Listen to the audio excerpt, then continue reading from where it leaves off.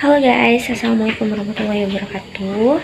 Perkenalkan, nama aku Nisa Zahra dengan NIM 231330055. Aku mahasiswa di Universitas Islam Negeri Sultan Maulana Hasanuddin Banten, Prodi Komunikasi dan Penyiaran Islam. Aku sekarang semester 4.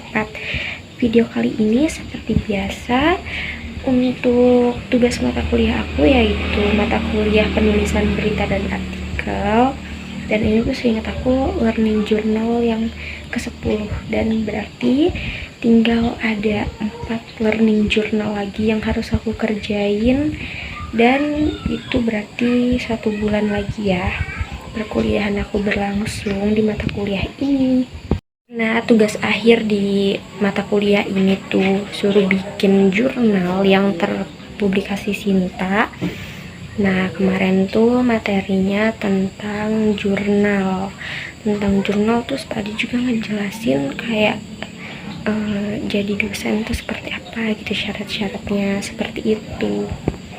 Di dunia perkuliahan pasti kita tuh udah nggak asing sama yang namanya Tridharma Perguruan Tinggi. Salah satu poin pentingnya adalah menyebarluaskan ilmu pengetahuan dan teknologi. Salah satu caranya adalah menulis dan menerbitkan artikel ilmiah. Kenapa sih hal itu bisa penting? Supaya hasil riset kamu tuh nggak cuma ngendep di laptop doang, tapi bisa berdampak yang lebih luas untuk akademisi maupun masyarakat. Media untuk penyebaran ilmu itu juga beragam, bisa lewat makalah, buku ajar, atau jurnal.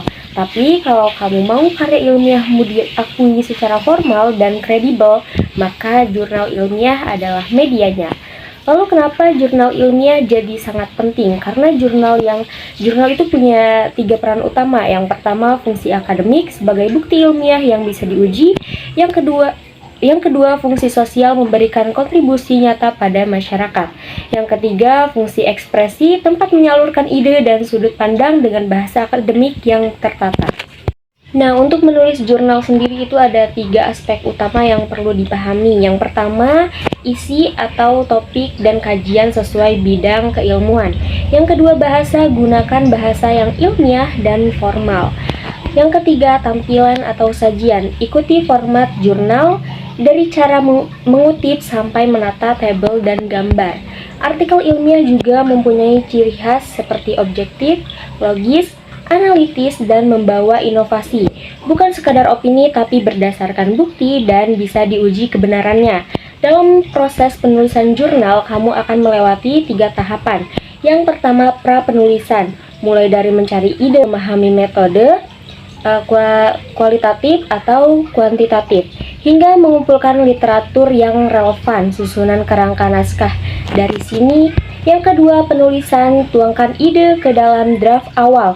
Nggak usah takut salah karena revisi bisa dilakukan nanti.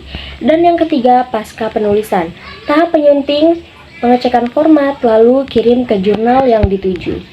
Struktur artikel ilmiah juga jelas dan sistematis, mulai dari judul, nama penulis, lalu abstrak, ringkasan padat yang berisi masalah, tujuan, metode, dan hasil penelitian. Biasanya 1 paragraf maksimal 200 kata, tanpa singkatan atau kutipan. Ditulis dalam bahasa Indonesia dan Inggris. Lalu ada kata kunci 3-5 istilah penting dari artikel kamu. Berguna buat pencarian artikel di database jurnal. Pendahuluan berisi latar belakang, isu yang dibahas, dan tujuan riset. Umumnya terdiri dari beberapa paragraf. Setelah itu masuk ke landasan teori atau studi empiris yang relevan.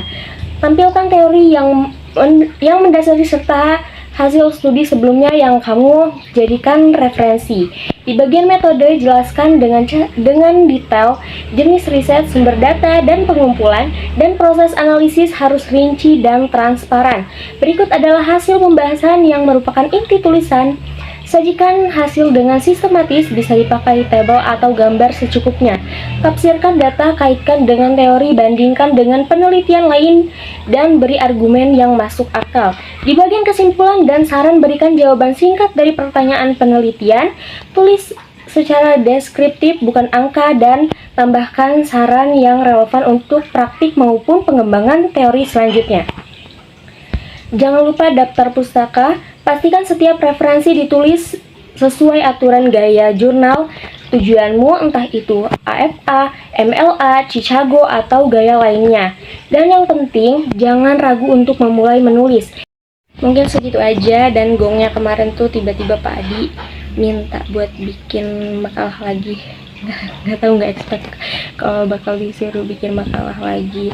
Dan mungkin segitu aja videonya dari aku. Semoga ini bisa membantu teman-teman yang mau belajar nulis jurnal ilmiah ya.